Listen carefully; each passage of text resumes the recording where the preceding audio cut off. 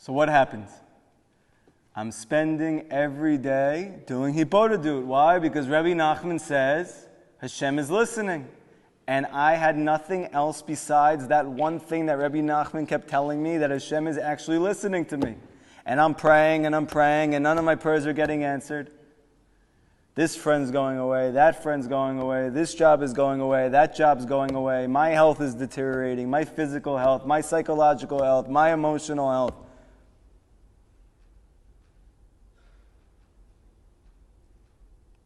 Every day I'm coming to Hashem, please help me. Something, anything. Nothing. One day, I get a text from my aunt. My family's not religious. Nobody's religious. Nobody's dati.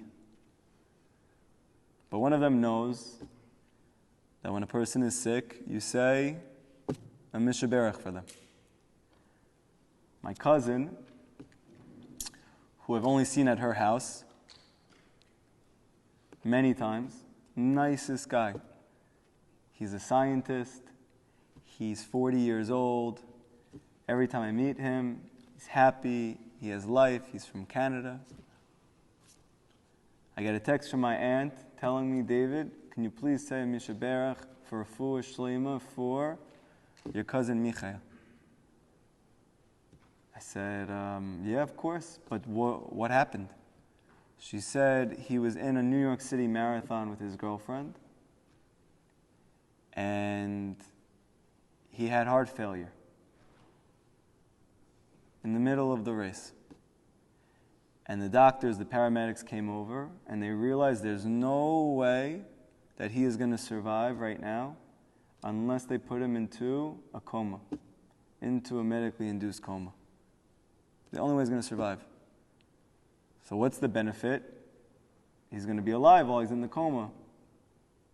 What's the potential drawback? The majority of people who come out of that coma come out of vegetable. He was healthy his whole entire life. In one moment, he's in heart failure, he's in a coma, his family thinks his life is over. The doctors are saying it's going to be okay, he's going to wake up. Do they really think that? Probably not. So what did I do as soon as I got that text? I asked for the address. Where is the hospital he's at? It's in Brooklyn. What's the address? She tells me. Now at this point I had started teaching, and I was teaching teenagers in the area. And I was starting to learn in yeshiva. I wasn't in Kollel then. I quit my job as a mental health therapist so I could go learn Torah. And below minimum wage. And I called my boss and I told him, I'm not coming into work today, I'm not coming in to learn. I have to go visit my cousin. He went into a coma and I have to go pray for him. I didn't tell my aunt I was going. I just asked for the address. And I went there, and the whole time I'm going there, I don't even know why I'm going there. Hashem never answered any of my prayers anyway. And I get in front of the hospital, and I'm sitting in front of the hospital in my car, and I'm crying for 30 minutes to Hashem in my Hitbodedut. Hashem, I don't know what I'm doing here. Hashem, the family doesn't even know what Judaism is. They don't even know, they never even heard of Hashem. I'm going in now in a white shirt and black pants, and they don't even know me. His mother doesn't know me, his brother doesn't know me, only his girlfriend knows me. I'm sitting there, it's like, I don't even know what I'm doing here. Hashem, please put words in my mouth that comfort this family. Please put words in my mouth that help my cousin Michael. I got out of the car, I'm about to walk into the hospital, and I get a text from my aunt. Hey David, by the way, I don't know if you asked me for that address because you planned on visiting, but they don't want visitors. I drove all the way to Brooklyn. I just did a half an hour of Hitbodedut. I'm about to walk into the hospital through the door, but because I did a half an hour of Hitbodedut, I said, this is from Hashem. It's from Hashem. Maybe it's not good timing, I don't know. So I texted her back. I said, I understand completely, but just so you know, I'm literally stepping into the hospital door right now. She said, if you're going in right now, you already drove there, then you should call and see if they want anybody to come in. So I made a phone call. I spoke to the brother. He's like, not sure. He doesn't know me. Let me ask his mother. Let me ask my mom. Ask her. And I'm sitting there and I'm sweating and I'm scared and I don't even know what I'm doing there. She says, you can come up. Now I'm going and I'm like, oh my gosh, I can't believe I came over here. You know what I'm going to do? I walk in. He's laying on the bed, blood dry on the side of his face, hooked up to every machine. The family all there looking like they've been crying for 24 straight hours. Their eyes were so red. The brother, the mother, the girlfriend. They told me what happened. I said, can I pray next to him? They said, sure. I took my Tehillim out. There's a segula for a person's age, you do the next year. He's 40 years old, I did 41. I opened it up, I didn't know what it was. I barely read Tehillim in my life. And the Tehillim starts, when you are visiting the sick and he is on his bed, Hashem is going to save him and wake him up. You can look it up after. 41. And I started to have chills in my body. And what do? Whenever things are real in my life, I put every book away and I just scream to Hashem. I cry to Hashem. I put the book down. 5 minutes, I'm talking to Hashem with my eyes closed. They don't hear me, just enough that I can hear. 10 minutes, 15 minutes, 20 minutes, 25 minutes, 30 minutes. This was the scariest, most intense prayer I had ever had in my life. I said to Hashem like this, Hashem, you have not answered one of my prayers. I left everything in my life because I believe in you. But at least I know you're there. I just don't know where you are.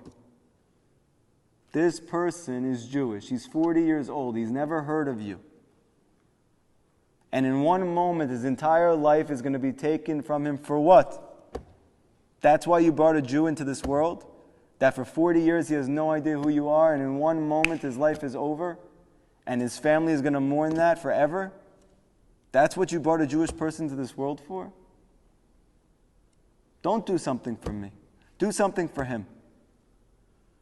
Do a miracle right now. That everyone here knows through this situation, that in the most unlikely way possible, that nobody here knows you exist, that in one moment you can make everybody believe in you.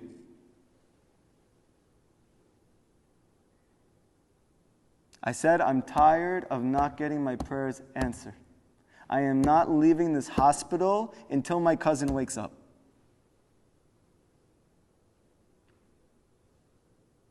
How bad did things in my life have to get to a point that I could speak like that? It took a lot of years of suffering and not getting answered. It wasn't just chutzpah. It just was out of energy. I was out of life. I couldn't keep having faith. Do something. Help me.